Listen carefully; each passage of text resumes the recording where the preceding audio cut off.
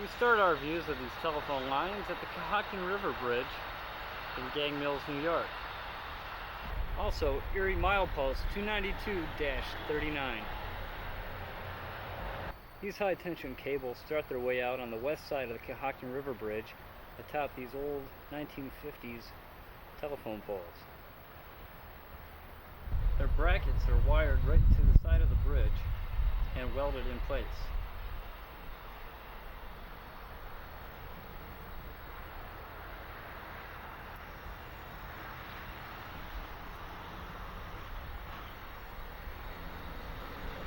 The wires then connect on the east side of the bridge at these telephone poles.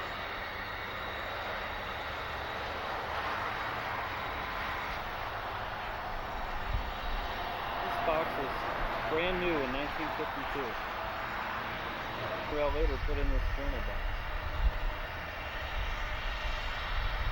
Wires connected to it and into the pole.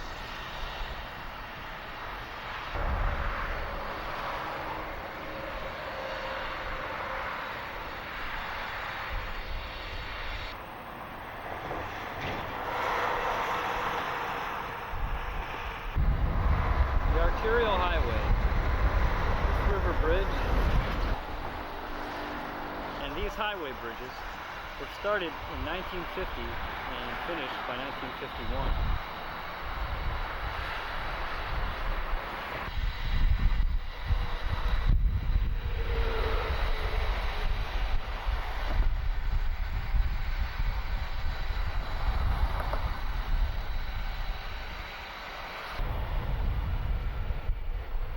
Are then situated on the east side of the industrial spur leading to the old box factory and the closed Weyerhaeuser plant.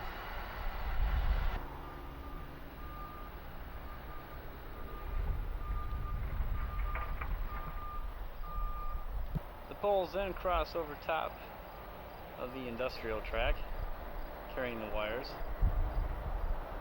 and they travel northeast from Painted Post into Riverside.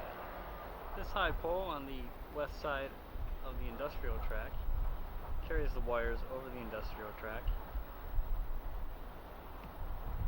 and these guide wires help keep the pole erect.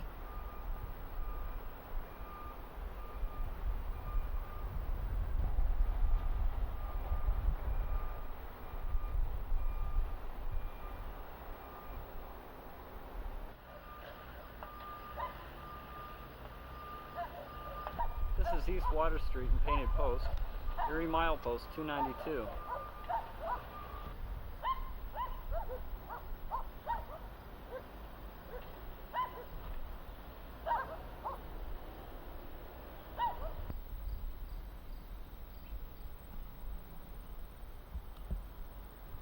This portion of the railroad was put in 1951.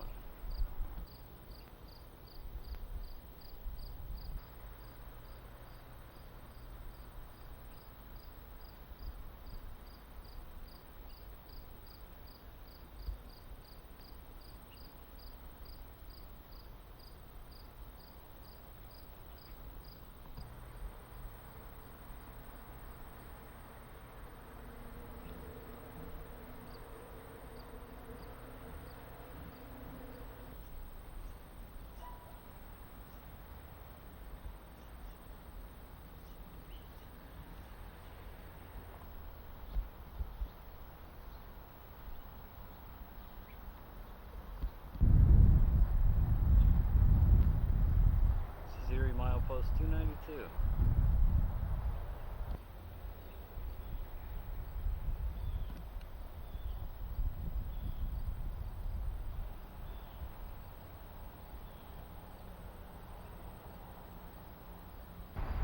Leaving Painted Post and entering Riverside, telephone poles head northeast.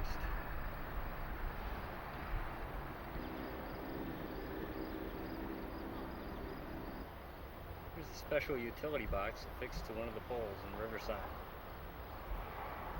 located adjacent to the closed Weyerhaeuser building.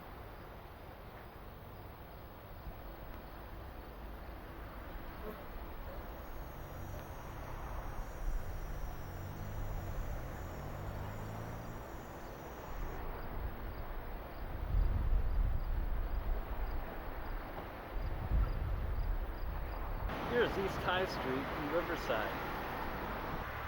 This Erie Railroad Bridge is milepost 291.99 approximately. It carries the Erie's right-of-way over High Street. The telephone poles here and the wires are carried high above High Street to the northeast side of the tracks.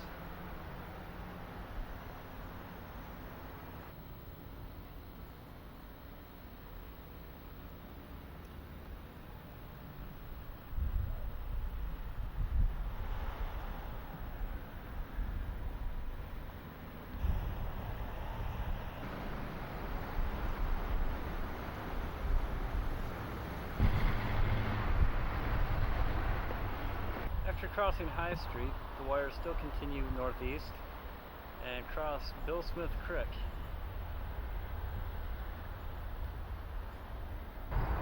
This is what can happen when too much stress is applied to the insulators.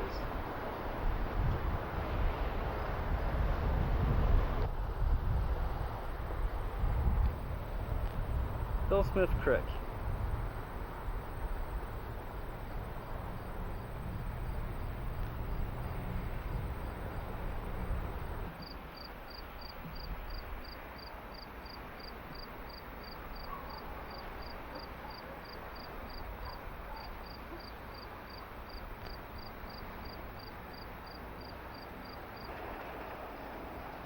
Here's some additional insulators.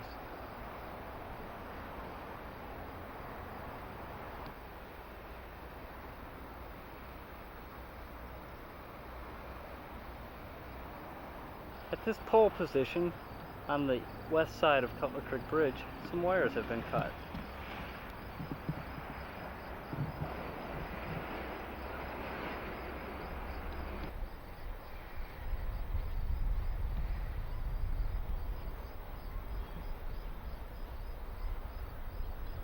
Here's Cutler Creek Bridge at Erie milepost 291.7.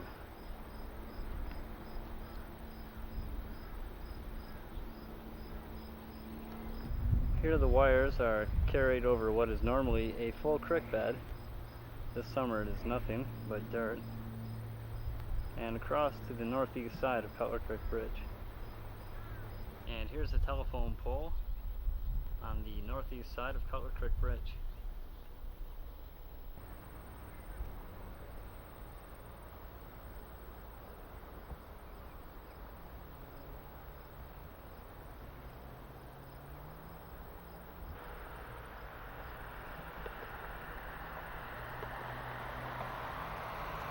These telephone poles along Buffalo Street will be relocated and probably cut down, the wires buried underground, as this is the location of the coming Corning bypass.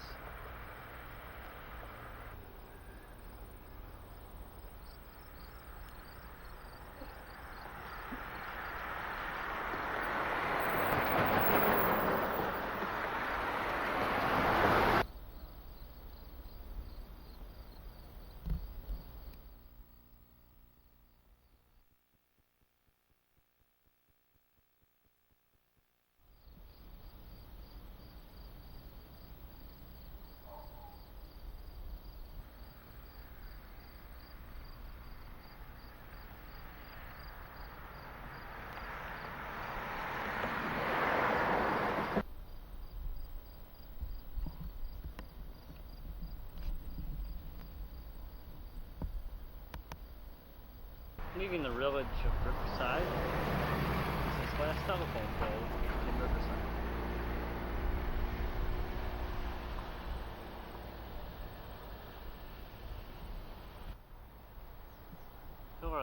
Here are the village city lines of Riverside and Corning.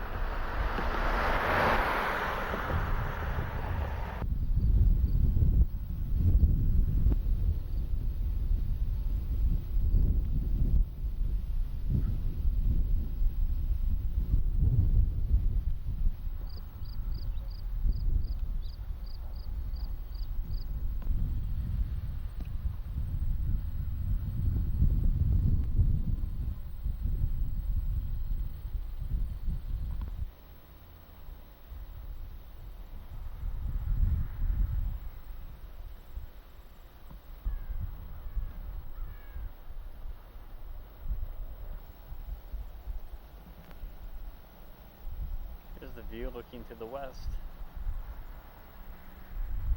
along Buffalo Street in Corning.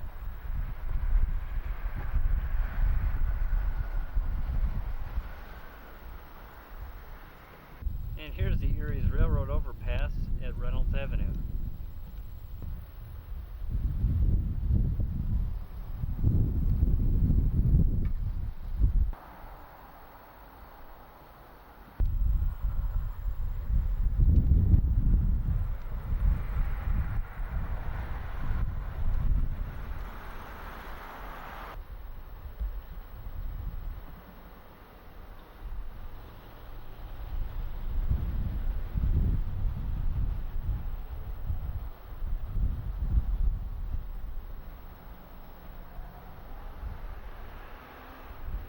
Here's some more evidence of stress on a telephone pole. Located at the end of Pritchard Street. This telephone pole.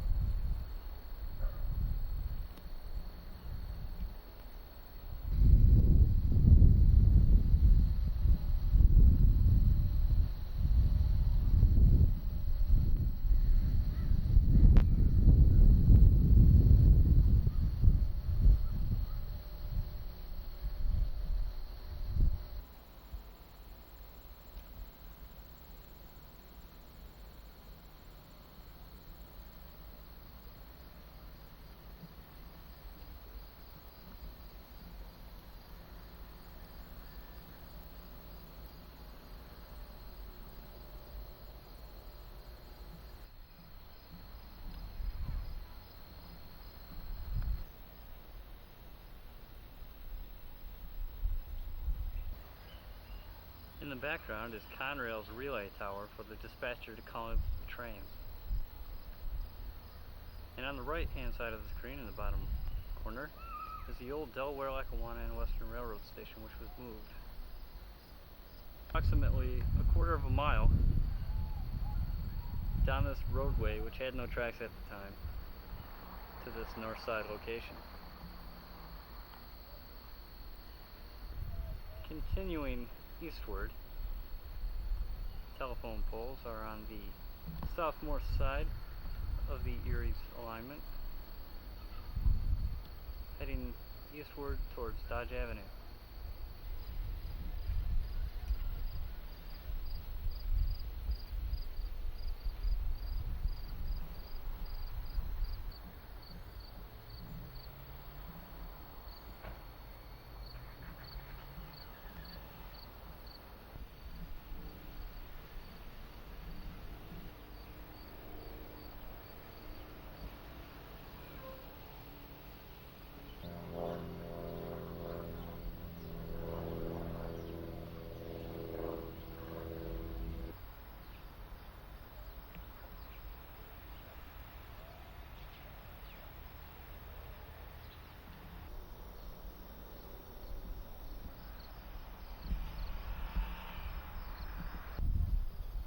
Located at Erie milepost 290-99 is Dodge Avenue in Corning.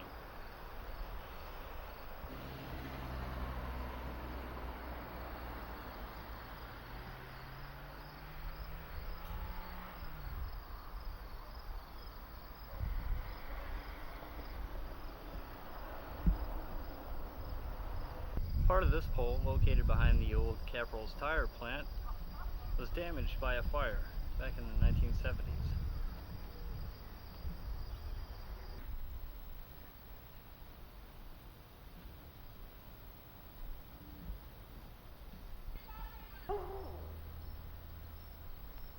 This used to be the old grade crossing with Plymouth Avenue.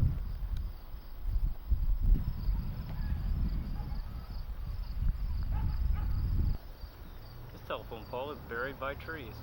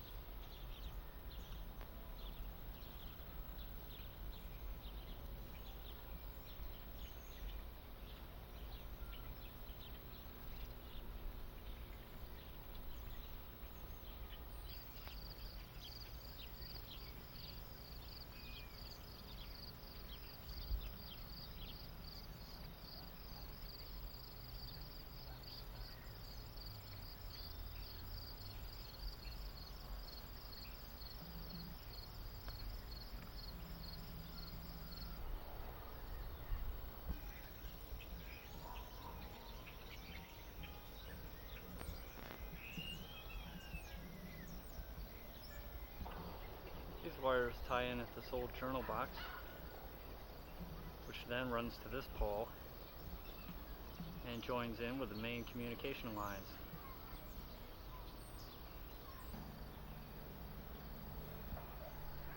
Located between bridge and slide are these buried telephone poles of the Delaware, Lackawanna, and Western. The trees here hide these ancient poles, which have been here since the 1800s.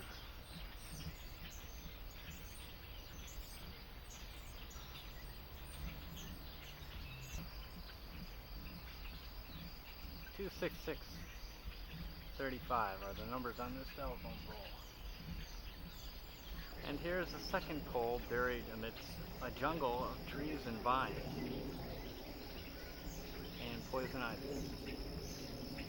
And the third and final pole in this area, located right directly next to the north entrance of the Bridge Street Tunnel, a telephone pole, that of the Delaware, Lackawanna, and Western, which was located approximately right here.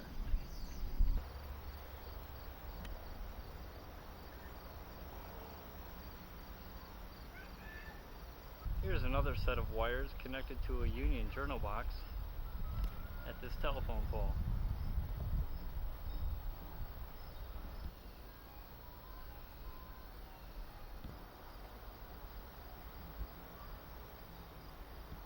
Here are more wires cut.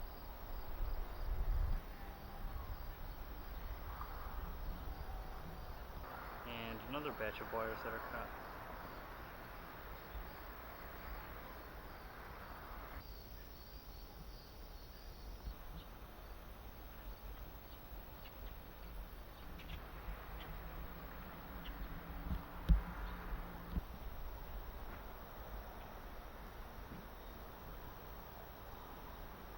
The insulator must have popped off this tree.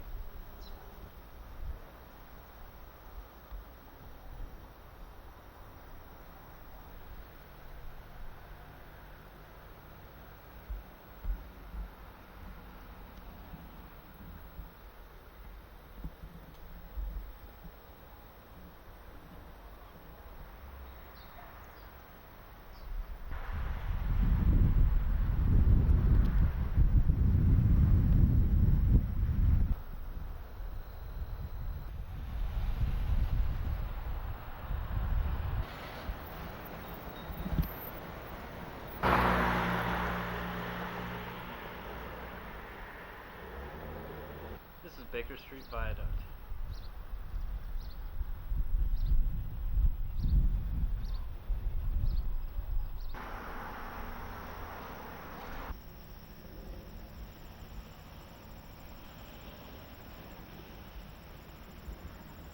These wires as well have been snipped. These poles will also be gone because of the Corning bypass, which passes right in between these two poles and the New York Central interchange.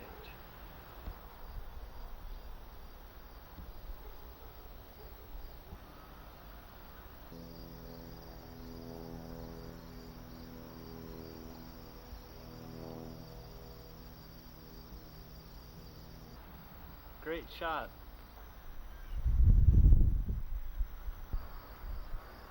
Here's some old railroad poles in the New York Central.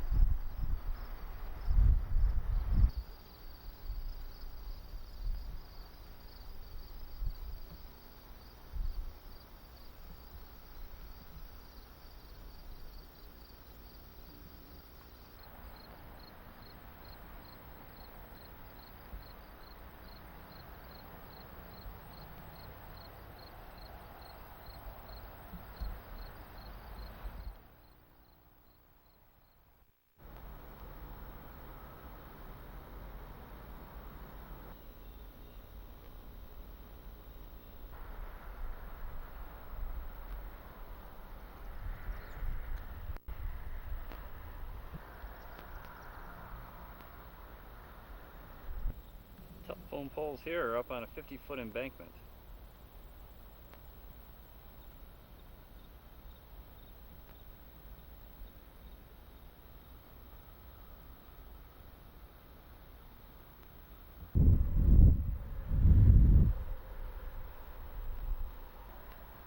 Located here at milepost 290.4, the wires bury underground to avoid the once standing Tonley Avenue Bridge. The bridge was torn down in the winter of 1990 and 1991 to make way for the Corning bypass. This pole was located directly beneath the bridge at one time.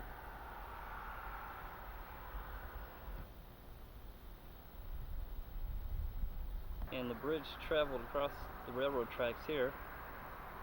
In the lower left hand and right hand corner of the screen, you'll see the white marks.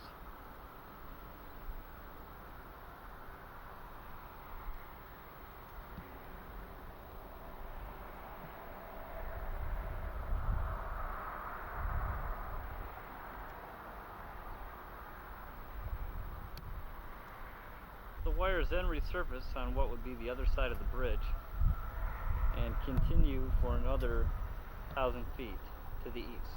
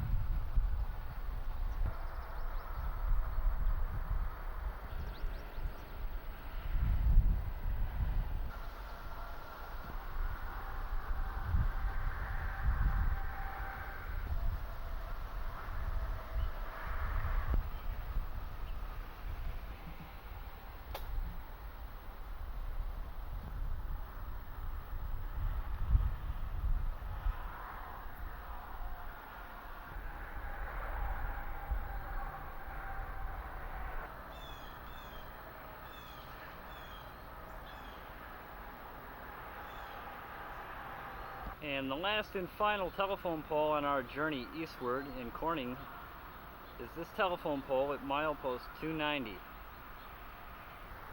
From here, the wires are buried underground all the way out to East Corning. This was due to the fact that the Erie relocation had been relocated to the right-of-way of the Lackawanna Railroad in 1982. And the purpose for that was to make way for the Corning bypass, constructed in early 1983 and finished sometime thereafter.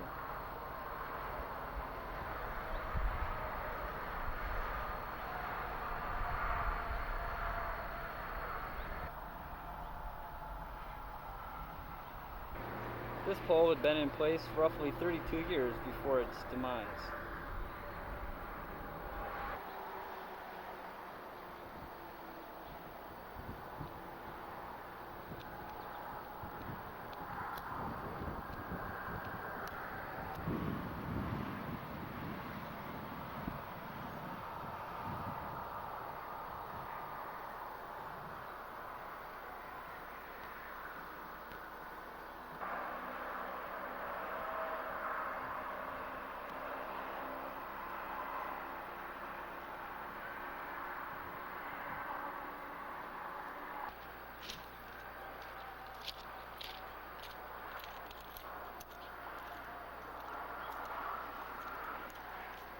I'm Richard Martin, taking a final look at the remaining poles of the Erie Railroad.